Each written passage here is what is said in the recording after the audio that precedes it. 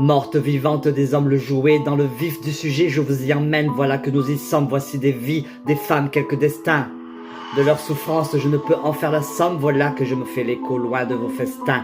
Des femmes, des bouts de vie inspirés de faits réels, je ne ferai pas l'économie d'un récit lourd de densité, voilà qui est pour moi une nécessité dans notre électricité où l'on étouffe leurs chants, leurs voix, leurs cris, leurs plaintes, on cache les victimes. On n'écoute pas les femmes ni les enfants, on écoute les bourreaux et leurs plates excuses avant de les envoyer à l'ombre avec du sursis. Comment défendre l'innommable quand tout les accuse? Que valent nos sursauts, nos peines et notre colère? Pendant les manifs, restons toutes et tous solidaires, troublées à vie, presque mortes ou tout juste vivantes et tremblantes.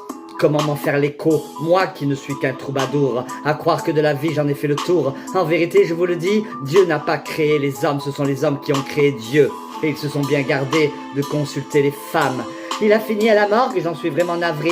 Je vous raconte cela d'après une histoire vraie. Oui, j'étais sa fiancée, puis son épouse. On s'aimait pour le meilleur et le pire est arrivé. Non, ce n'est pas moi, tout juste un banal accident. Ne m'accusez pas, c'est lui qui conduisait. Ce n'était pas une vengeance, mais un concours de circonstances. J'aurais pu y rester, je voulais que tout s'arrête. Notre vie est comme une parenthèse, il n'y a ni avant ni après. Sommes-nous déjà morts ou presque vivants entre ces guillemets qu'on appelle la vie, l'amour, parfois la haine? Moi je l'aimais, j'ai ouvert mon corps, j'ai donné mon corps. J'étais fragile, trop fragile, habile mais trop naïve. C'est pour ça qu'il est devenu en mon cœur un cheval de Troie. Juste le dernier, encore une fois. Il me disait qu'on allait s'en sortir. Juste le dernier, une toute dernière fois. Et il m'a fallu tant aimer et en aimer autant, rien que pour lui prouver que c'est lui que j'aimais. Mais au petit matin, j'ai pris la boîte, la bouteille, le stylo et un post-it. Ce n'est pas Dieu qui a créé les hommes, ce sont les hommes qui ont inventé Dieu.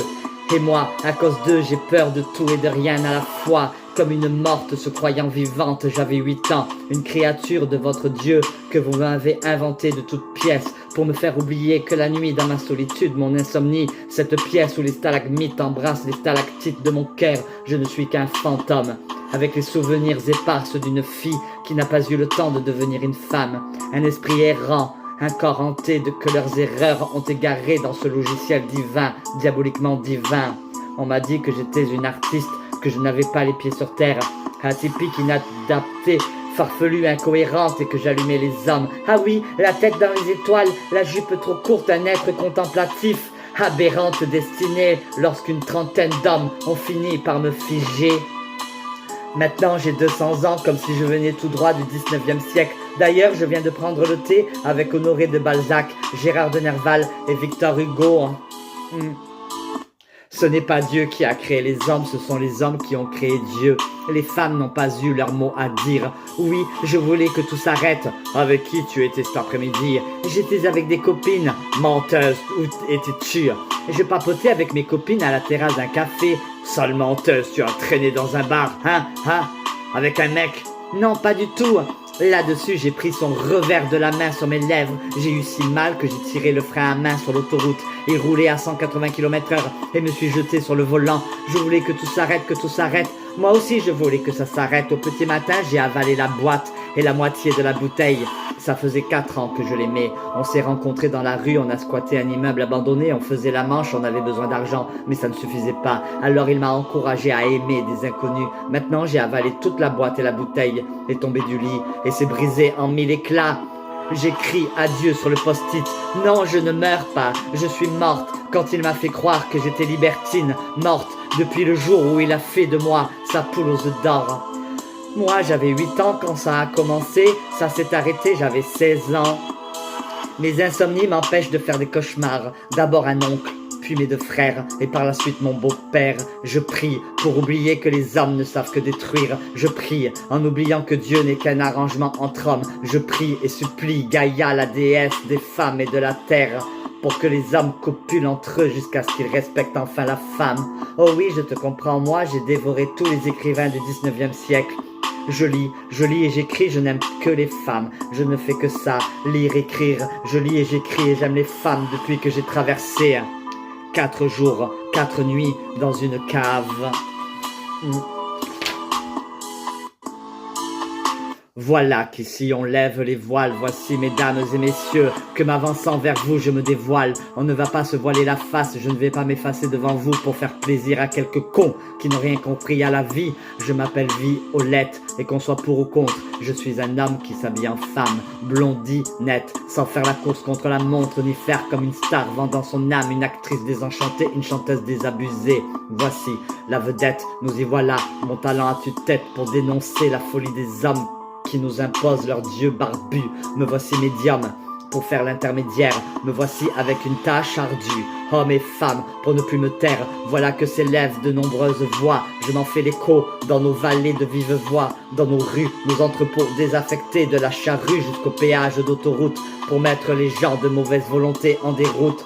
Me voilà comme le dernier des Mohicans, me voici impertinente, façon Frida Kahlo. Je sais bien que je n'aurai jamais le dernier mot de mon envol, celui d'un pélican, lourd de tous les maux de la terre. Fière et généreuse, pourquoi pas vaniteuse, humaine je reste, humainement triste ou joyeuse de ma désolation, un désert et un bon dessert pour consolation. Ai-je trop regardé de séries policières? L'inconscient collectif me traverse-t-il? Polissonne et versatile, une écrivaine au diapason du 3e millénaire. Suis-je vraiment vivante ou déjà morte sans le savoir? Des millions d'enfants et de femmes, victimes d'un dieu masculin. J'entends leurs voix, leurs plaintes et leurs souffrances. Je m'en fais l'écho quand l'écriture me met en transe. En vérité, je vous le dis, quand la femme s'éveillera, le monde tremblera. Alors oui. En attendant que change le monde, que changent les hommes, je pars me consoler dans la sororité, en donnant la parole aux fantômes. Et pourtant vous me voyez désolé, en me sachant handicapé de l'amour, de mes aventures déplorables, de mes excursions bancales, une rescapée. Non, ce n'est pas Dieu qui a créé les hommes, maintenant je le sais, ce sont les hommes qui ont créé Dieu. Parle-moi, je me sens si seul. Parle-moi car je ne sais dire les choses de l'amour, de la vie. Entends-tu ce cœur, ce petit corps et cette fracture là-dedans, là, tout dedans. J'ai hâte, vraiment hâte d'être à toi, encore à toi. Oh, parle-moi, dis-moi ce que j'aurais pu faire, ce que j'aurais dû être. Dis-moi si je suis bien là en étant vraiment qui je veux être. Dis-moi si je suis déjà morte. Dis-moi si tu me vois, si mon corps existe, si je suis assez vivante pour que tu aimes ce que tu vois, ce que tu crois de moi, ce que tu as touché en moi. Dis-le, dis-le, dis-le, parle-moi. Parle-moi avant que je ne disparaisse de ce miroir dans lequel tu fixes ton regard depuis déjà quelques minutes, une heure, une semaine, un an, un siècle, une éternité. Dis-moi, quand les femmes s'éveilleront, Dieu tremblera, n'est-ce pas ?